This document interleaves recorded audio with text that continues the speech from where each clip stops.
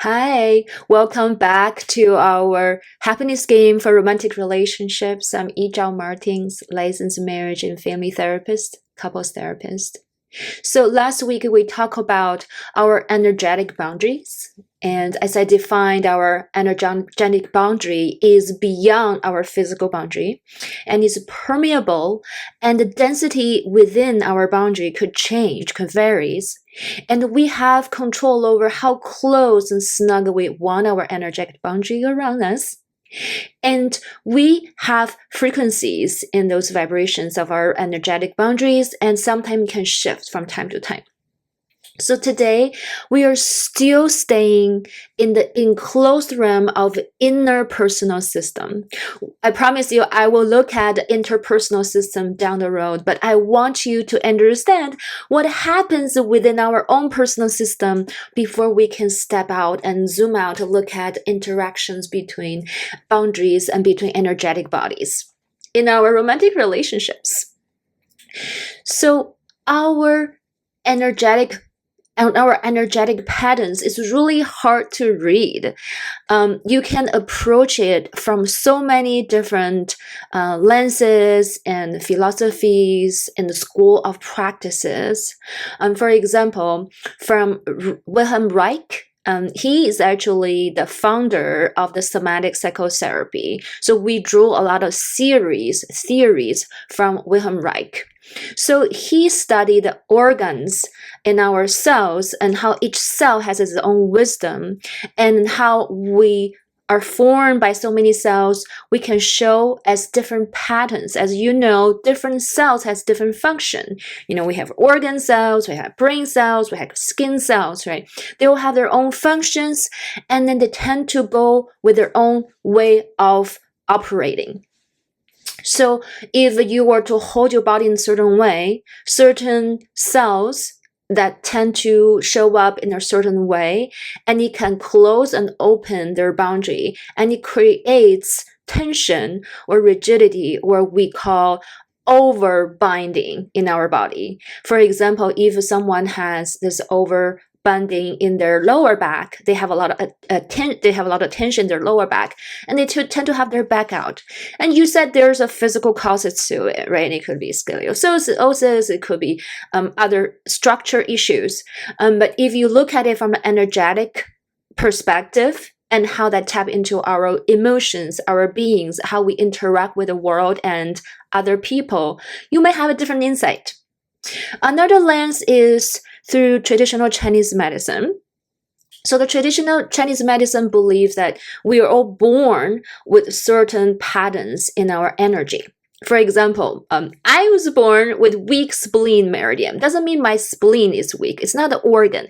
It's a meridian that runs, I can't show you my leg, but inside of your leg, from the inside of your leg all the way along up to your pelvis. That is your spleen meridian. And there's the famous pressure point that close your ankle 3 fingers up. Again, I can't show you my leg. I'm not that flexible.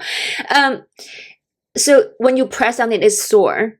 So with the spleen weakness, born with that tendency, people like me tend to crave sweet things. And the more sweet things we eat, the weaker that meridian is, and then shows different symptoms in our emotional well-being as well. People tend to think too much and worry too much. Vice versa, if you worry a lot and think a lot, and that will weaken your spleen meridian. So where did it all come from, right? So there is the genetics that we inherited from our parents' parents, like intergenerational. You can hear a lot of people talk about intergenerational trauma, but there's also the intergenerational patterns that we hold in our body. Like if your parents had been through the war and poverty and then cross generation, and you inherited some of that in your cell, in your genes, right? So that also come in how you hold your body. Like, see how I tilt my head this side slightly, like a habitual way of doing things. My yoga teacher always tell me when I'm in headstand, go the other way. I'm like, oh, doesn't feel quite right. And from a functional medicine perspective, like I have been to integrative chiropractor for years that helped with my posture and getting adjustment to align my spine. But it doesn't matter how many times I get adjusted, and within weeks, I will hold my body that weight again. So if you can just change someone's structure to change the whole being, that would be nice. But what I discovered is with energy that's holding us, and there's a tendency on how energy flow in certain ways in our body, internally, externally, right? Some place get blockage and doesn't flow, doesn't go through. And it's how we sometimes inherit from our past generations, but it doesn't mean you cannot change it. You can still lift up your vibration, you can open your boundary, you can receive co-regulation from the external world. Say body work and chiropractic works and all this body work can help to bring your awareness, oh, what are my habitual patterns that are holding my body that allow my energy to flow in certain ways, maybe overflowing, and other areas is underflowing, that doesn't have enough movement, and that cause stagnation, it causes rigidity, and your tissues start to get really tight and impact your energetic body flow even more. So that's very complicated. So if you say, oh, can you read someone's body energy just like that? I think it's very complicated. It takes from different professional, different perspective to see certain patterns. And it's very helpful when we work collaboratively and systematically to address the issue. So I'm a somatic psychotherapist. Sometimes I refer my clients to a somatic body worker to work along with me when I do talk therapy and some somatic work, somatic psychotherapy in the session, and then they go to body workers to integrate, and sometimes something emerge and we process more when we're back to therapy room. So why am I telling you this? What I'm trying to say is you can consciously change the pattern of your energy body movement inside of you, the distribution of your energy, the density in your energy field, in your energy body at any given time. You can do that through many, many ways. You can do yoga, you can do pranayama, you can do meditation, you can get body work, you can get somatic psychotherapy, you can do integrative therapy, and you can also do that in couples work. We call pair work. And why is that? Because they activate you. Your partner will activate the pain point in your body, which I personally call it the black hole. Why I call it a black hole is because it looks like it's the darkness of your psyche where there's a lot of information you haven't discovered fully. And when your partner activates that, it just explode the energy. You're like, where does it come from? I don't understand this. This is disproportionately when I react or overreact. It doesn't seem like that big an issue. The content of your conflicts is not a big issue, but what's underneath that's being uncovered, the pattern of your interaction or how you organize your own energy in your body, it's a very telling, and it's the opening for healing that intergenerational trauma or pattern, if you call it. If it's dysfunctional, maybe it's a trauma, I don't know. But if it's working well for you, why not, right? So you just tend to be overjoyed all the time, which might not be a bad thing. But according to Chinese medicine, overjoy actually hurts the heart meridian, so you don't want to be too joyful. So anything too much is not good. For according to Chinese Eastern philosopher, the 中庸之道, the middle way, right? You want to be balanced, have an equilibrium instead of going through extremes. Too much dopamine might not be good for your nervous system either. So this all sounds a little bit out there. So let me give you something concrete. I did a word color for us yesterday. I'm getting into this. So I'm going to show you. So this is what I did, and after that I realized it is someone's energy body that's tend to be a person that's very intellectualized and using intellectualization as a defense. So as you see, this person's energy body is one-sided, is leaning to the left side. You're right, but it's the left side of this person, this body, energy body, and then it runs down and is not flowing fully. This is more around the neck area and the chest, and it stopped right here. The energy flow got stopped.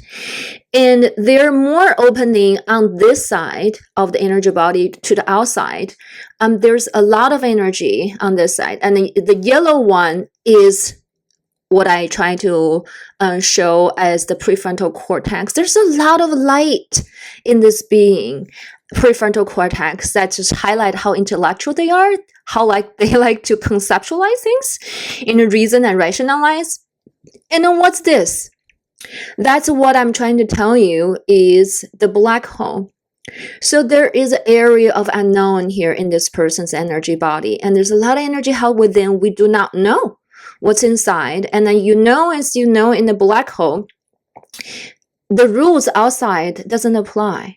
So it's an unknown. Once you get in there, you get taken over. You don't know how you're going to come out of it. And that's very unpredictable. And what's around this, that's the pain point. So this person has developed a protective part that's red, almost like a scarf wrapped around their neck. I show it as the externalization of aggression and frustration, is to push people away. So very likely, I'm trying to show is this person with this kind of energetic body, they tend to use verbalizing aggression, frustration, criticism, blaming, and debate to protect this pain point. They haven't discovered what's inside. And they go to their head and use reasoning, intellectualization to one up the other person, to dominate, to win the conversation or the debate or conversation they have, and they turn the conversation into a debate. So what happened is, if you notice, there's a breakdown of energetic connection down there, which underneath that, it should be the heart center.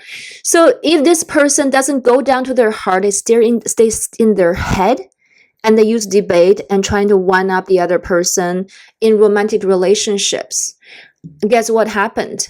Both this person and their partner will feel very disconnected from their heart, from their emotions, from their being, and they feel in some way despair, and they feel isolated, and they feel they're just not getting to each other, and they stay in their head and then never able to feel this connection they're longing for. The love, acceptance, and care they deeply long for. So this is just one example of how this person organize their energy. It could be it's something they inherited. It could be they developed early on. Maybe they were excellent students in school, and they got a lot of praises and validation for being intellectual, for being right, for acing in their class and in their academic development. And then they learn, and that's how they show up in the world. Well, the energy is over concentrated around here, and it's restricted here, and it's not moving down towards their heart and toward their second chakra and towards the earth, toward their being. So it's not a loop. The energy is not flowing smoothly. And you can predict, right, in the relationship with their partner, how frustrated their partner may get when they want emotional connection, and how frustrated this person get when the partner getting more and more frustrated with them for not connecting with them emotionally and energetically and physically, and they're both leaning against each other and back to back, just like the Burning Man image of two people back to back. So I'm already giving you a preview about the dynamic, about the energy exchange that potentially coming from this live example we're using.